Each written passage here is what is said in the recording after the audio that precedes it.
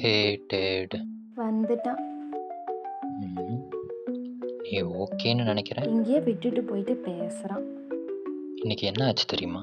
காலையில் 4 alarm snooze பண்ணிட்டு தான் எழுந்திரிச்சிருக்கேன். இதே பொழப்பதாண்டா இருக்க. எனக்கே நினச்சா கேவலமாக இருக்கு. படிக்கலான்னு புக் எடுத்து வச்சேன். ஒரே ஒரு மெசேஜ் வந்துச்சு. சரி மெசேஜ் பார்த்துட்டு போனால் ஏகப்பட்ட ரீல்ஸை பார்த்துட்டு அப்படியே உட்காந்துட்டேன். சரி பார்க்குறது தான் பார்க்குறேன், இன்ஃபர்மேட்டிவ் ரீல்ஸாக பார்க்கலான்னு பார்த்தா பாம்புக்கிட்ட இருந்து எப்படி தப்பிக்கிறது, சிங்கத்துக்கிட்ட இருந்து எப்படி தப்பிக்கிறது, குரங்கிட்ட இருந்து எப்படி சாப்பாடை பாதுகாக்கிறது, இந்த மாதிரி ரீல்ஸாக பார்த்துட்ருக்கேன். தப்பில்லை, இருக்கிற காட்டெல்லாம் அழிச்சு தானே வீடு கட்டியிருக்கீங்க. இதெல்லாம் பின்னாடி ஒரு நாள் யூஸ் ஆகும். ரிலேஷன்ஷிப் எடுத்துக்கோ. ஒரு மெசேஜ் அனுப்புறதுக்கு 4-5 தடவை டைப் பண்ணி பார்த்துட்ருக்கேன். எவ்வளோ வினோதமாக இருக்கேன் தெரியுமா? நான் என்னவோ சீக்கிரமாக பெரிய ஆளாயிலான்னு பார்த்துட்ருக்கேன். ஆனால் சின்ன சின்ன விஷயத்துக்கே நிறைய யோசிக்க வேண்டியதாக இருக்குது. ஓவர் திங்க் பண்ணுறனோ? இன்னும் இது எங்கே கொண்டு போய் முடிய போதோ. அப்பாடி முடிச்சிட்டான்.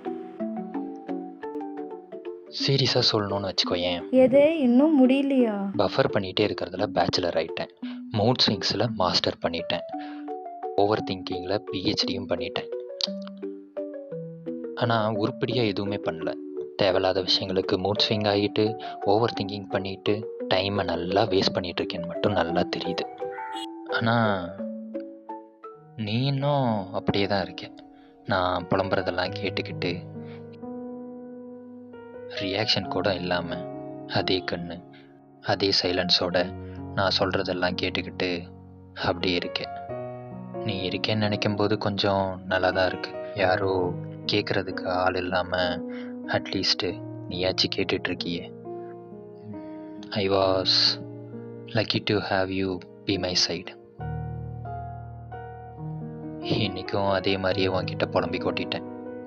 நாளைக்கு இதே மாதிரி இல்லாத நிலைமையை பார்க்கணுன்னு நினைக்க ட்ரை பண்ணுறேன். மாறுமான்னு தெரியல, மாற்றிக்கணும் ட்ரை பண்ணுறேன்.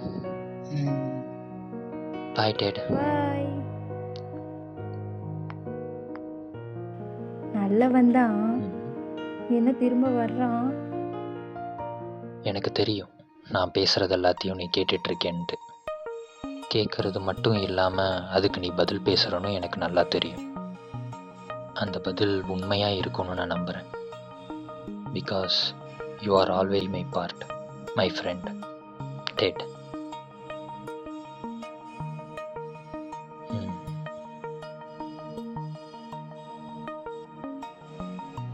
நான் பார்த்த வரைக்கும் எல்லா மனுஷங்களோட ஆசைகளும் சந்தோஷங்களும் கிட்டத்தட்ட ஒன்று தான். இவங்க பேர்களும் முகங்களும் தான் வேற.